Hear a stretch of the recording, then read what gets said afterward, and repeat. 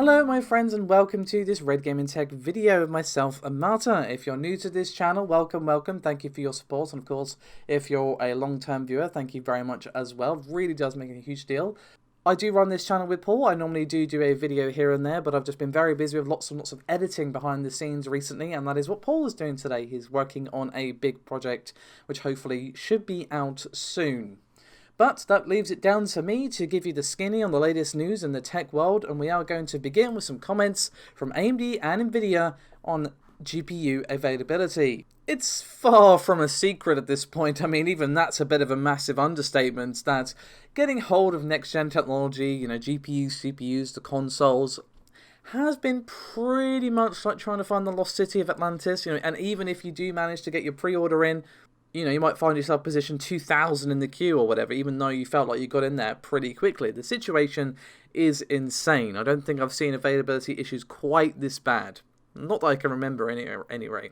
Anyway, let's get on to the topic where AMD and Nvidia have issued a statement regarding this. Unfortunately, it doesn't look like the availability is going to be getting better anytime soon, as they are both expecting further delays in GPU shipments in the coming months, and they have confirmed this to media outlets. Let's see what they had to say. I'm going to get started with Nvidia. This was from Colette Kress, the EVP and CFO of Nvidia, who was speaking in an interview with Seeking Alpha. Of course, you can find that interview linked below. Let's see what she had to say. Quote, "This demand has remained stronger for longer, okay? So supply does remain tight at this time. We expect the overall channel inventories, meaning the inventories that are with our AIC partners as well as with our e-tail and retail channels, will likely remain lean throughout Q1. Our overall capacity has not been able to keep up with the overall strong demand that we have seen. We've seen in terms of constraints really from the overall global surge compute and the overall capacity that may be necessary for assembly and test and or sub-trades as well. But again, remain focused on this and working each day to improve our overall supply situation. Our channel inventory is being lean and likely remaining lean though. We'll focus in terms of how to think about that supply for our revenue as we think on Q1. And unsurprisingly, it's not exactly sunshine and rainbows over at Team Red either. They confirmed in an interview with The Verge, which of course will also be linked below, that they are going to be continuing to manufacture the RX 6000 reference design and keep selling the MSRP throughout their own website, but of course, that does mean that AMD is not going to have any say on increased pricing of their AIB cards which are available through retail channels. So essentially they're going to continue developing the RX 6800, 6800 XT and 6900 XT on its own website in the first quarter of 2021 at sticker prices. And they are committing to making them available to, as quote, many gamers as possible. Which, I don't know how reassuring that's going to be, considering the availability of RX 6000 was questionable, let's just put it that way. But they also sat down with an interview for AnandTech, and that being Dr. Lisa Su herself, and she confirmed some interesting details regarding the increase of tariff pricing and how they're going to keep pricing as close to their suggested retail pricing as much as possible. She said, quote, "We knew about the expiration of some tariff policies in advance, work towards a more flexible supply chain as it relates to AMD. We are committed to keeping GPU pricing close to our suggested retail pricing as much as possible because it's the only way it's fair to the users. Normally, when we have GPU launches, our own branded cards are available initially, but then fade away for our partners to pick up. This time around, we're not phasing out our RX 6000 series, enabling us to sell direct to customers as low as possible. We're encouraging partners to do the same." So, there you have it. It does seem that things are going to remain pretty bad in terms of availability throughout Q1 of this year. Now, obviously, I don't think anyone was expecting, either of them to wave a magic wand and suddenly everything's fine, but the fact that it's going to be that for at least a few more months is obviously not what you wanted to hear. Hopefully, we'll start to see things improve after that, but, it honestly depends on the situation in the world and everything else. Now, obviously, at CES 2021, Nvidia did sort of address the supply issues, did say they were going to work on it. AMD just didn't address it, as far as I know, at least I didn't hear them say it. So it's good to get statements from them both, more in-depth statements, but unfortunately it is not good news, at least for the time being.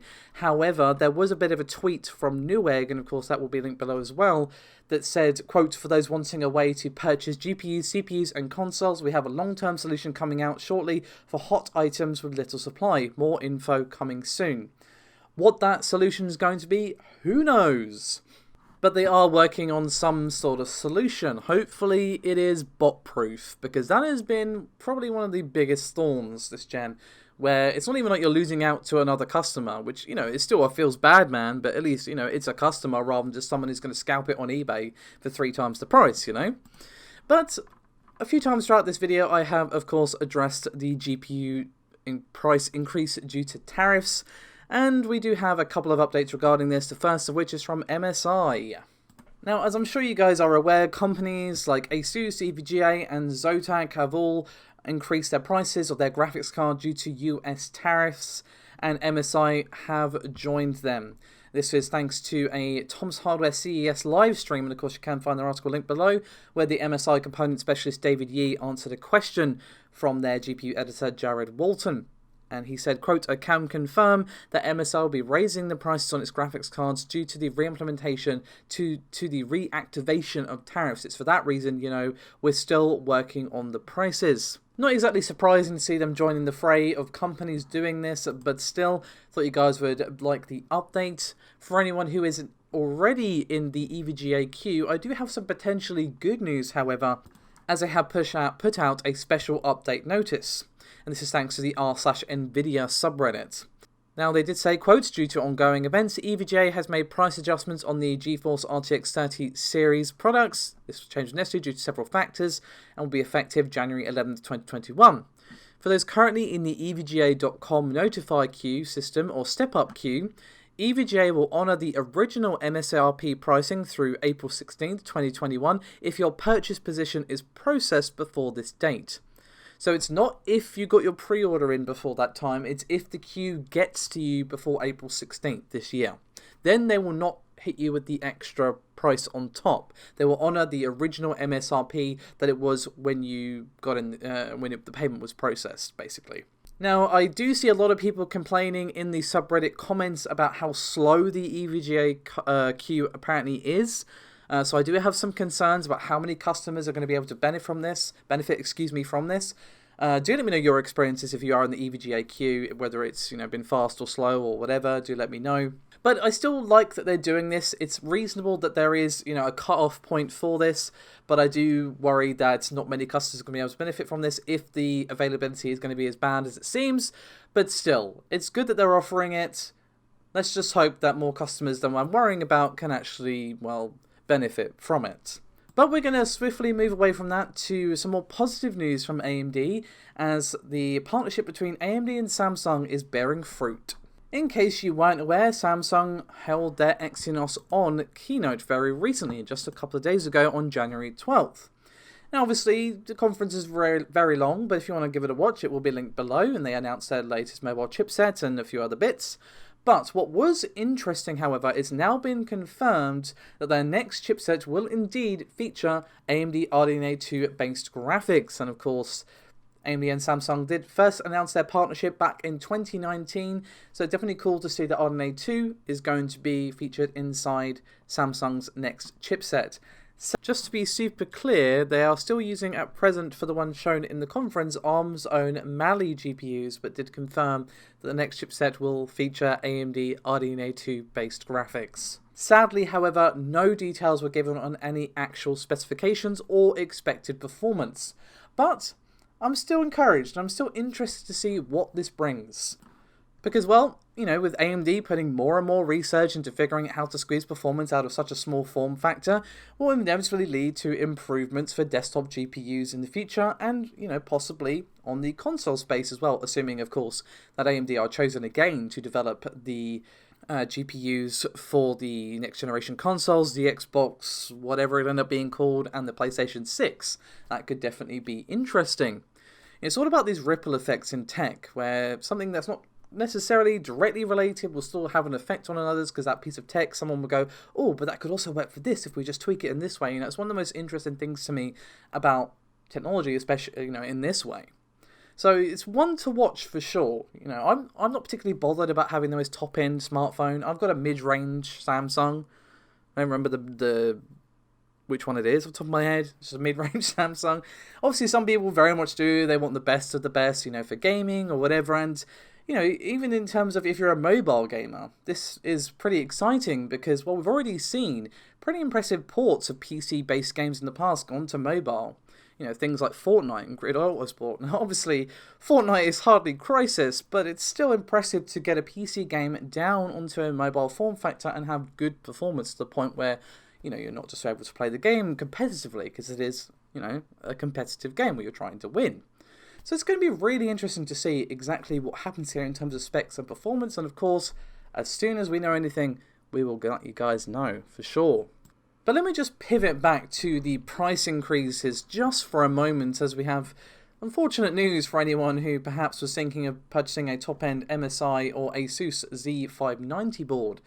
Both of the prices have been revealed by both companies. We're going to do MSI first.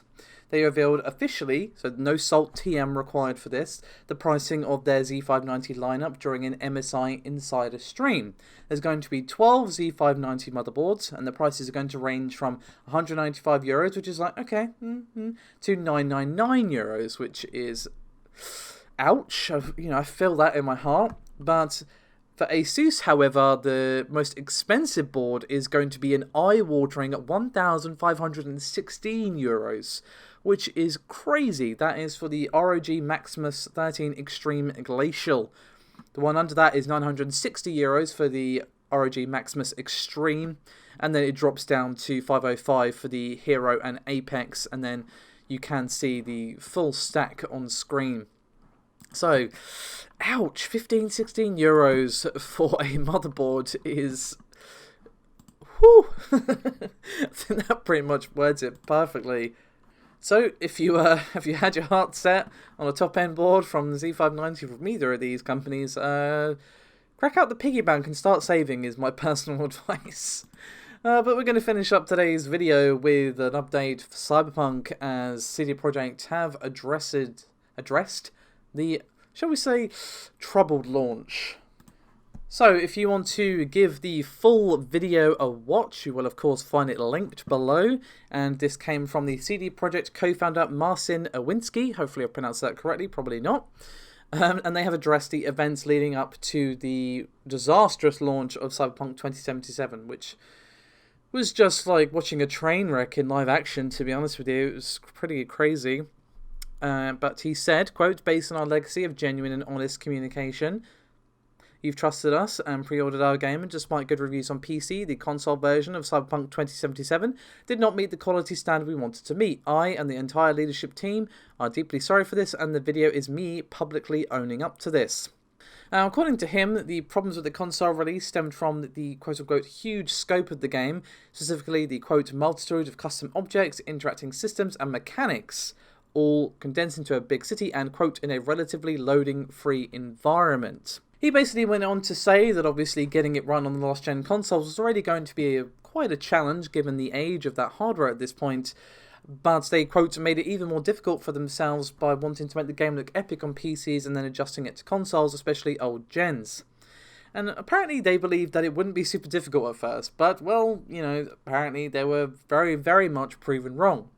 And I'm like, why did you not think that was going to be difficult? Because the game looks stunning on PC, especially if you see it, you know, with all the settings, ray tracing, it looks gorgeous. Trying to get that game running on hardware that's very old at this point, I feel like you don't need to be a developer to know that you should probably have all hands on deck for that, or maybe have like a separate version that you're working on, rather than trying to scale down the PC version. Now, he did have a bit more to say, but the most important thing that I kind of want to highlight here is that he does stress that we should not be blaming the development team for the console launch of Cyberpunk 2077, and he said that it was, quote, "myself and the board are the final decision makers, and it was our call to release the game.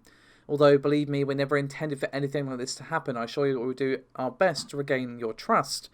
And on that note, they have also issued a roadmap for what exactly is going to be happening. So we are going to be expecting multiple updates and improvements running alongside the free DLCs and free next-gen console update as we move through 2021, and we are going to be seeing patch 1.1 and 1.2 coming soon. They're going to be significant patches. Of course, we have seen patches before this, but they have more been hot fixes, so I think they're going to be seeing the real significant improvements there, but of course, time will very much tell. Now, CD Projekt have done so much damage to their reputation. They were known previously as one of the more reliable companies in the industry. You know, they released a ton of free DLC for The Witcher 3, and you know their reputation is now in tatters. So they very much have to work hard to get that back. And the post-launch plan is going to be critical, and more transparency coming up to the launch is going to be critical for the next title. And you know, if this comes up again, CD Projekt, I've got a small piece of advice for you for free. Just delay the last gen console version. Then you would have more time to work on it. I know you're under pressure, blah blah blah, all the rest of it, but hopefully you've learned from this experience, is all I will say. Anyway, that's me done for this video, guys. Thank you so much for watching. As always, do remember to like and subscribe. It does help out a great deal. And of course, click the bell icon, as YouTube is a bit iffy about actually notifying people of uploads. I'll see you next time. Bye-bye.